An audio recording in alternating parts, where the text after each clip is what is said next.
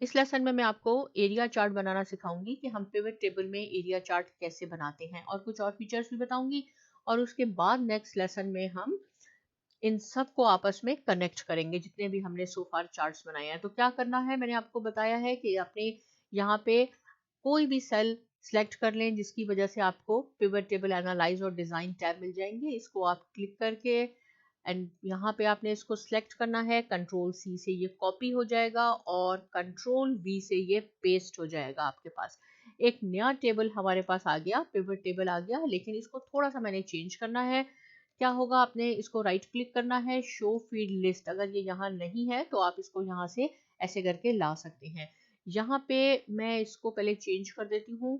यहाँ पे हम लेके आते हैं ईयर्स, और ईयर्स लाने के लिए देखें ये रिलीज डेट है। जब मैं रिलीज डेट को यहाँ लाऊंगी तो इसमें ईयर्स भी हैं, क्वार्टर्स भी हैं और रिलीज डेट है, तो ये दोनों इसको हम यहाँ पे दोबारा ड्रॉप कर देते हैं। मुझे सिर्फ यहाँ पे ईयर्स की जरूरत है।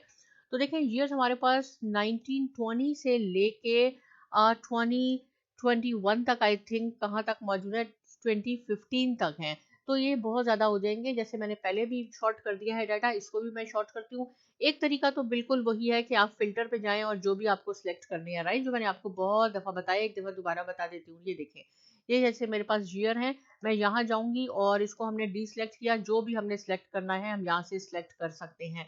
लेकिन मैं आपको एक और तरीका बता देती हूँ कि एक बहुत ही ज़्यादा डिसेंट और अच्छा तरीका ये भी होता है कि अगर आपने कोई डाटा सिलेक्ट करना है और आप फिल्टर यूज़ नहीं करना चाहते, तो क्या करना होगा। जैसे यहाँ मैं 2001 से 2015 तक का डाटा सिलेक्ट करूंगी और इस पर हम काम करेंगे। तो आप इसको सिलेक्ट कर लें। इसके बाद आपने राइट क्लिक करना है और ये फिल्टर का जो ऑप्शन है इसमें आपने क्लिक करना है। तो जहाँ आपको नजर आएगा कीप ओनली सिलेक्टेड आइटम्स, यानी जो सिलेक्टेड आइटम्स है वो हमने रखने हैं, और बस बाकी जो है वो ऑटोमेटिकली यहाँ से डिसअपियर हो जाएंगे। अब हमारे पास ये ईयर्स आ गए। देखें कितना सिंपल मैंने कर दिया। अब क्या है कि यहाँ पे मैं रेटिंग को यहाँ ले आती हूँ, तो हमारे पास ये इस तरह का एक टेबल बन गया। यहाँ ईयर हो गया, ग्रॉस रेवेन्यू हो गया और रेटिंग हो गई। इसका जब मैं चार्ट बनाती हूँ तो क्या करना है, पिवट चार्ट में आपने जाना है। ये चार्ट आपके पास मौजूद है। यहाँ पे मैंने आपसे कहा एरिया चार्ट, देखें ये एरिया चार्ट है, राइट। इसमें आप क्लिक कर दें और यहाँ पे आपके पास डिफरेंट ऑप्शन आ जाएंगे। ये स्टैक्ड एरिया है, ये आपके पास 100% स्टैक्ड एरिया है और सो ऑन। तो मैं स्टैक्ड एरिया पे क्लिक करती हूँ और अब आपके पास देखें यही डाटा को रिप्रेजेंट करते हुए एक बहुत अच्छा चार्ट आपके पास आ गया।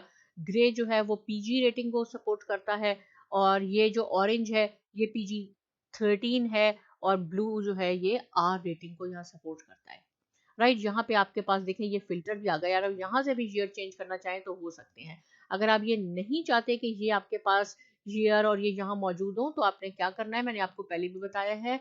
आपने ये एनालाइज टैब पे जाके ये फील बटन के ऑप्शन को ऑन कर दें और यहाँ से हाइड कर दें इसको, तो ये डिसअपियर हो जाएगा।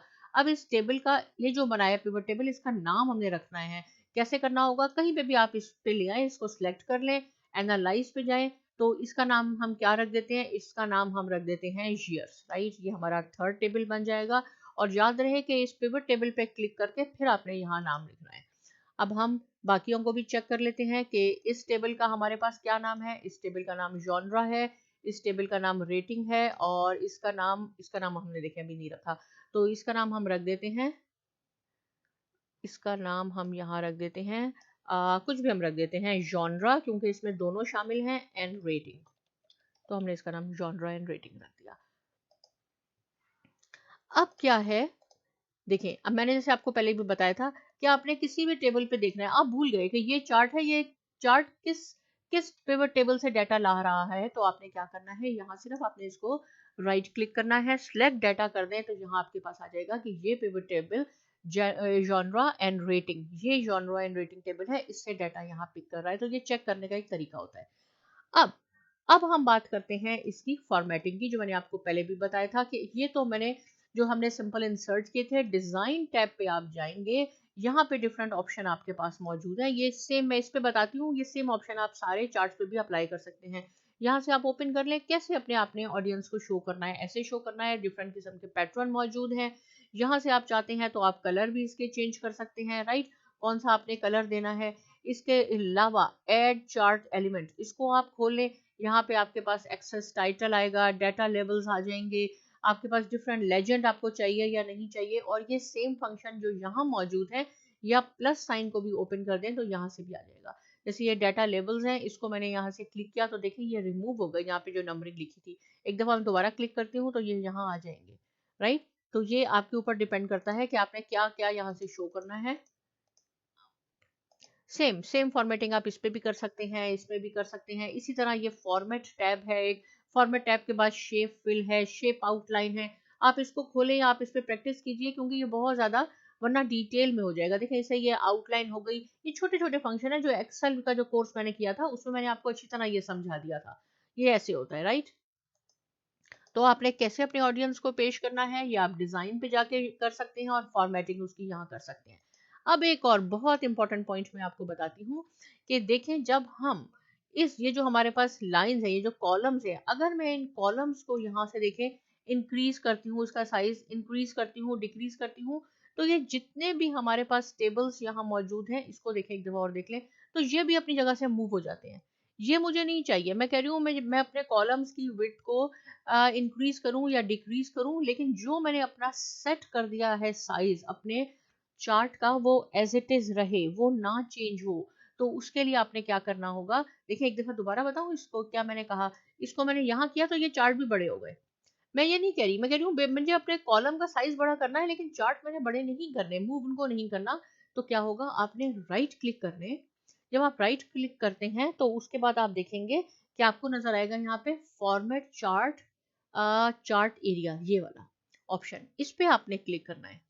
इसको मैं बंद कर देती हूँ फील्ड को, तो आप देखेंगे कि आपके पास ये ऑप्शन खुल जाएगा।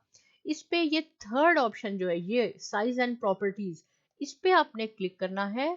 और देखें बाय डिफॉल्ट ये है move and size with cells. यहाँ पे ये हाईलाइट हुआ है कि ये मूव करे जब हम सेल को इंक्रीज या डिक्रीज करें। मैं कहती हूँ move but do not size with cell. Move तो हो, इसका क्या मीनिंग है, आप सेकेंड और थर्ड किसी एक ऑप्शन पे क्लिक कर सकते हैं। मैं सेकेंड ऑप्शन पे क्लिक कर रही हूँ, थर्ड में आपको बताऊंगी, आपने इसकी खुद प्रैक्टिस करनी है। Do not move on size with cells, इसका क्या मीनिंग है, अगर मैं यहाँ क्लिक कर दूंगी कि अगर मैं यहाँ पे मैं कोई भी कॉलम ऐड करूंगी तो ये फिर भी मूव नहीं होगा, राइट। ये अब आपका काम है। मैं सेकंड पे इसको क्लिक करती हूँ। अब ये यहाँ पे क्लिक हमने कर दिया। अब मैं जब इसके साइज को इंक्रीज और डिक्रीज करूंगी तो देखें ये वाला चार्ट, क्योंकि इस चार्ट पे अप्लाई हुआ है ना, ये नहीं मूव हो रहा, बाकी तो मूव हो रहे हैं। आप कहते हैं नहीं ये वाले भी हमारे मूव ना हो ना, ये जो बने हुए हैं नीचे, ये भी हमारे फिक्स हो जाए। तो इसको भी मैं कर देती हूँ, बल्कि इसको हम तीनों को मैं एक शॉट में आपको करना सिखाती हूँ कि ये कैसे होगा। पहले इसको हम यहाँ ले आते हैं, और फिर हम इसको भी यहाँ ले आते हैं। तो आपने पहले इसको देखें, ये सिलेक्ट हो गया, जब ये सर्कल बन गए तो ये सिलेक्ट हो गया। कंट्रोल प्रेस करके इसको भी सिलेक्ट कर लें, इसको भी सिलेक्ट कर लें आप। फिर आप राइट क्लिक करेंगे तो आपको फॉर्मेट एरिया मिल जाएगा, ये चीज आ जाएगी आपके पास। आपने इस पे क्लिक करना है, फिर प्रॉपर्टीज पे इस पे आ जाए। अब इन सब पे अप्लाई हो गया। अब आप इसका साइज इंक्रीज करें या डिक्रीज करें, आपके ये नहीं होंगे। ये देखिए ये आपके फिक्स हैं। यहाँ से मैं इसको मूव करती हूँ ना, ये देखिए ये फिक्स है, ये फिक्स हो गए हैं जहाँ पे ये थे।